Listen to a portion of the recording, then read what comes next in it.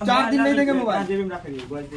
यहाँ देखिए, force and torque experience by an electric dipole in electric field. मान लीजिए कि कोई एक विद्युत द्विध्रुव है, उसको कहाँ रख रहे हैं हम बाबू?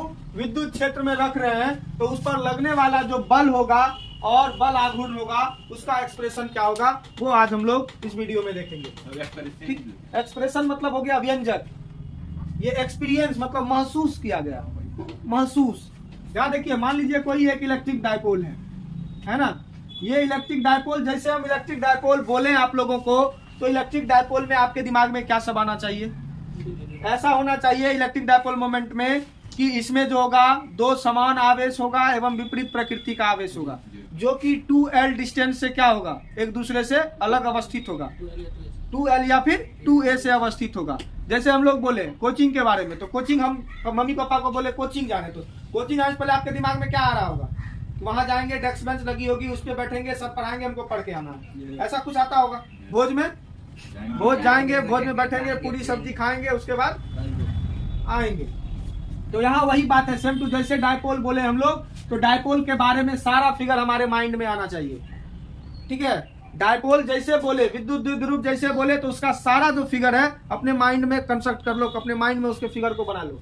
तो इसमें क्या होगा? प्लस क्यू आवेश होगा और इसमें माइनस क्यू आवेश होगा, और दोनों के बीच की दूरी क्या होगी? 2L या फिर 2A होगा ना। अब इसको कहाँ रखे हैं? किसी विद्युत क्षेत्र में देखो रख दिए, रखे है ना, किसी विद्युत क्षेत्र में रख दिए हैं। अब इसको जो है, इस पर लगने वाला बल, इस पर लगने वाला बल का मान क्या होगा? तो यहाँ पर देखिए, ये फोर्स किधर लगा अप्लाई करेगा? इधर। और ये फोर्स किधर अप्लाई करेगा?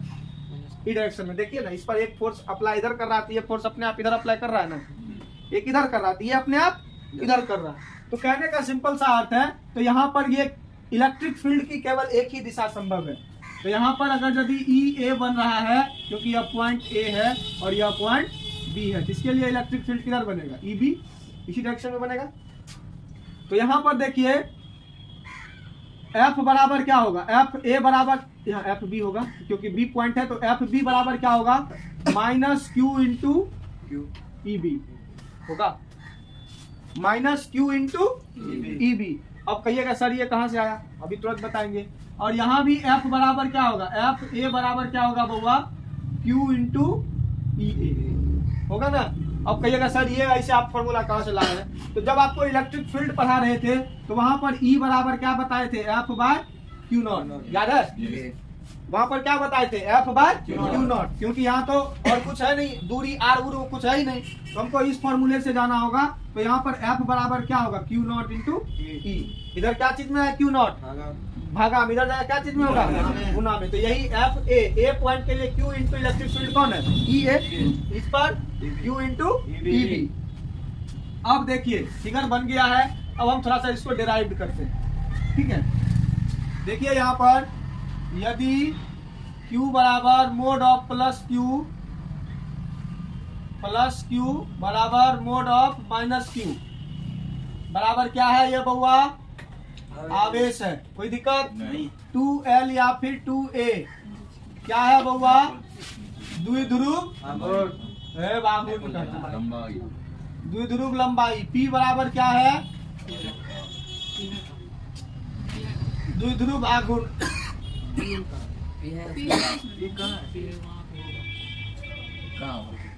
चल P ना है, चल हटा उसको, हटा तुम लोग। E बराबर है ना, EA बराबर क्या है बताइए तो? पॉइंट A का विद्युत क्षेत्र, पॉइंट A पर ना विद्युत क्षेत्र है, बिंदु A पर, पॉइंट A पर विद्युत क्षेत्र। EB क्या है? पॉइंट B पर, और FA क्या है? पॉइंट A का फोर्स, पॉइंट बल। और FB क्या है बबुआ?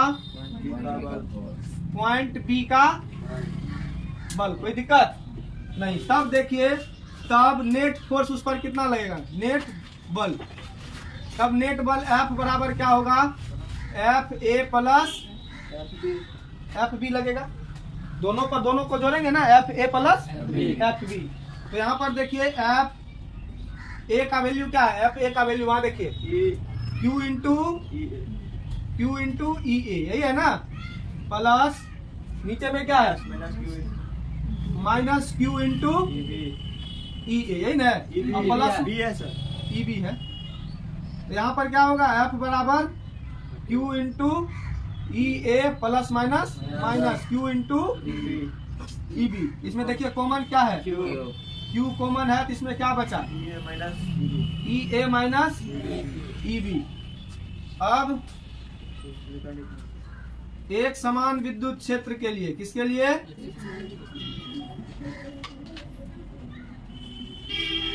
एक समान विद्युत क्षेत्र के लिए क्या होगा, ई ए बराबर क्या होगा ई बी होगा ना, तब एफ बराबर क्या हो जाएगा 0, क्योंकि ये दोनों घट के क्या हो जाएगा 0 होगा ना, क्योंकि दोनों समान है तो घटेगा तो क्या बचेगा 0। तो एफ का वैल्यू क्यू से गुना करेंगे 0 को तो 0 आ जाएगा।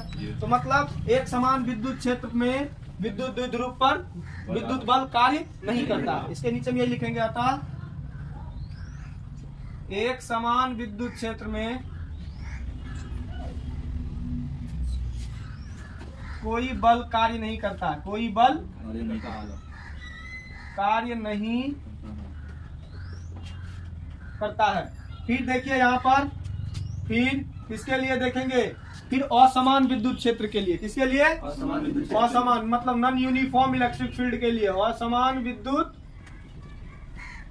क्षेत्र के लिए, असमान विद्युत क्षेत्र में कुछ ना कुछ तो वैल्यू का रह ही जाएगा, मतलब एफ का वैल्यू 0 नहीं होगा, एफ का वैल्यू 0 नहीं होगा। अतः लिखेंगे, अतः असमान विद्युत क्षेत्र में, असमान विद्युत क्षेत्र में कोई कार्य करेगा। लिख लीजिए इस बात को जल्दी से।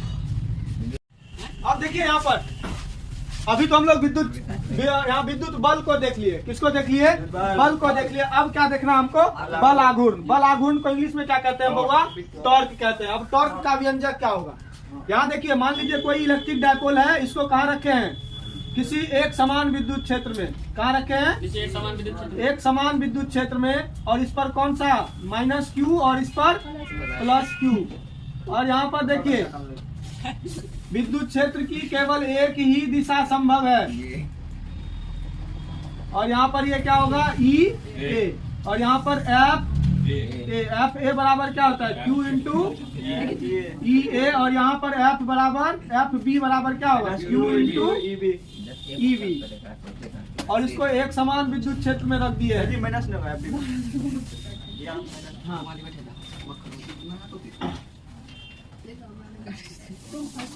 इधर होगा एफ बी, क्या होगा क्यू माइनस क्यू इंटू ई बी होगा ना। अब देखिए, अब टॉर्क बराबर क्या होता है, फॉर्मूला जानते हैं, टॉर्क, तब टॉर्क बराबर होता है बल गुना लंबवत दूरी। क्या होता है, अब इनके बीच, ए से बी के बीच लंबवत दूरी कौन होगा, यही होगा रे, यहाँ पर हमको बनाना पड़ेगा ये सी, यही है ना। और ये देखिए कुछ थीटा डिग्री पर ये इंक्लिन्ड है, तो ये भी क्या है थीटा, ये थीटा है तो ये भी थीटा होगा। तो ये पॉइंट सी पर है, और इसको डिनोटेड 2L या फिर 2A से करते हैं।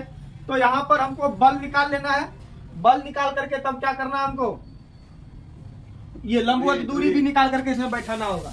तब देखिए टॉ बराबर क्या होगा बउआ, टॉ बराबर बल कितना है F, और लंबवत दूरी क्या है AC, है ना रे, लंबवत दूरी कौन है इस फिगर में देखिए तो AC है ना लंबवत दूरी। इसको इक्वेशन 1 मान लीजिए। अब इस स्थिति में, अब इस स्थिति में small angular displacement, small angular displacement D theta के लिए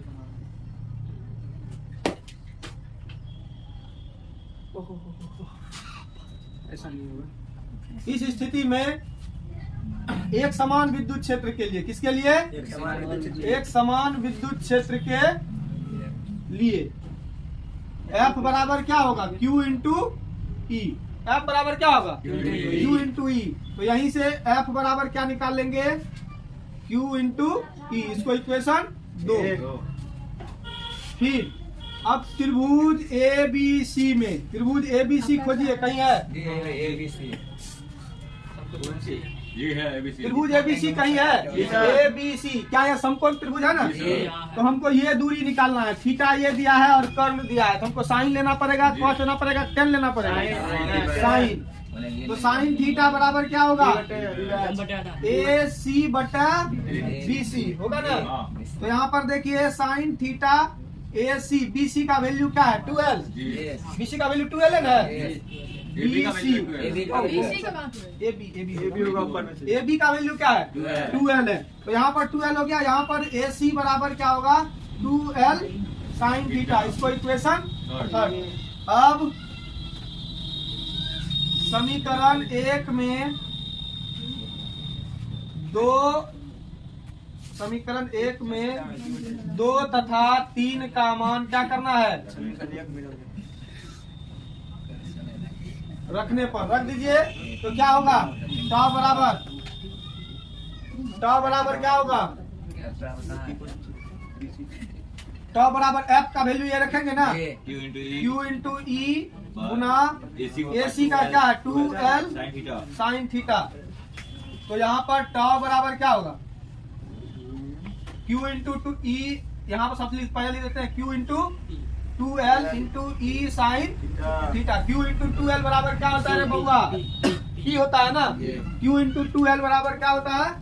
P होता है। तो यहाँ पर तब देखिए, यहाँ पर टाउ इज इक्वल टू क्या होगा? PE साइन थीटा होगा ना। ये दोनों के बदले क्या हो गया? P। तो यहाँ पर लिख देंगे सिंस Q इंटू 2L बराबर क्या होता है? P। तो ये टॉर्क का फॉर्मूला हो गया। किसका फॉर्मूला हो गया? अब सदिश के रूप में क्या होगा? सदिश के रूप में क्या होगा रे बउआ?